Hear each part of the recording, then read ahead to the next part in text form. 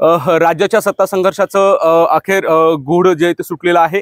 देवेंद्र फडणवीस यांच्या नावावर शिक्कामोर्तब करण्यात आलेलं आहे। मुख्यमंत्री म्हणून ते लवकर शपथविधी घेतील अशी माहिती आहे। आपल्यासोबत बोलण्यासाठी संतोष बांगरे आहेत। दादा, देवेंद्र फडणवीस यांच्या नावावर शिक्कामोर्तब झालाय। शेवटपर्यंत तुम्ही सांगत होतात की एकनाथ शिंदेच राज्याचे मुख्यमंत्री होतील।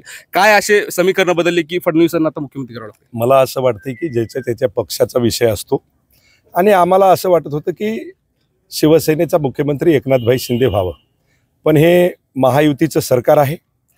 त्या ठिकाणी तुम्हाला सांगतो की एकनाथभाई शिंदे असतील, देवेंद्र फडणवीस असतील, अजितदादा असतील आणि वरचे नेते असतील वरिष्ठ, त्या पातळीवरती डिसिजन होत असतं आणि त्या पद्धतीनं जर देवेंद्र फडणवीस साहेबाचं जर नाव आलं असेल तर आमचं स्वागतच आहे। बरं, असं कळतं की उद्याला शपथविधी होतोय। त्या शपथविधीची काही तुम्हाला माहिती आहे का? तुम्ही उपस्थित राहणार आहात का? एकनाथ शिंदेशी काही या संदर्भात चर्चा झाली का तुमची? शपथविधीला आम्हाला बोलवण्यात आलेलं आहे।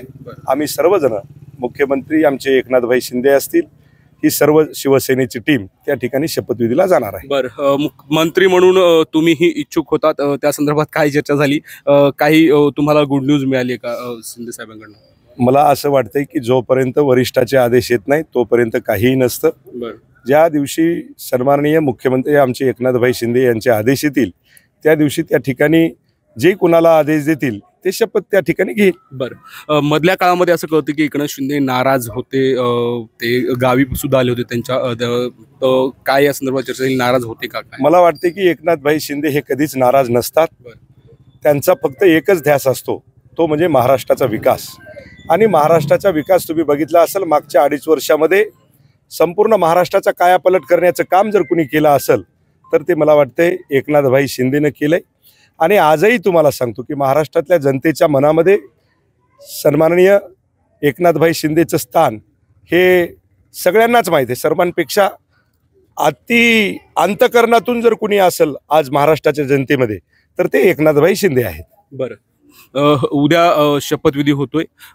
उद्याच्या शपथविधी संदर्भामध्ये कोण कोण जिल्ह्यामधून जाणार आहेत? कारण तीनही महायुतीचे आमदार आहेत। निमंत्रण आले का? तयारी कशी असणार आहे? या ठिकाणी शिवसेनेचे संपर्क प्रमुख असतील, सहसंपर्क प्रमुख असतील, उपजिल्हा प्रमुख असतील, तालुका प्रमुख असतील आणि या ठिकाणी मी एक आमदार म्हणून या ठिकाणी आमचे कार्यकर्ते त्या ठिकाणी शपथविधीला जाणार आहे। बरं, काय तुम्हाला माहिती मिळाली उद्या कोण कोण शपथ घेणार आहेत? शिवसेनेतून कोण कोण शपथ घेतील? नाही, तशी तर आतापर्यंत कुठल्याही प्रकारची माहिती आम्हाला आलेली नाही।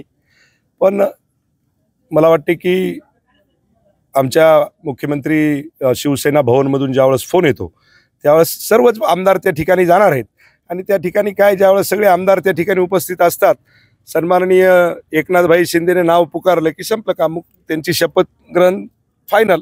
तर हे आहेत शिवसेना आमदार संतोष बांगर, नवनिर्वाचित आमदार आहेत। ते सलग दुसऱ्यांदा निवडून आले तर आणि उद्याला होणाऱ्या शपथविधीसाठी ते सुद्धा उपस्थित राहतील अशी त्यांनी स्वतः प्रतिक्रिया दिली आहे। Camera person आयांसह Madhav Dipke, ABP माझा, हिंगोली।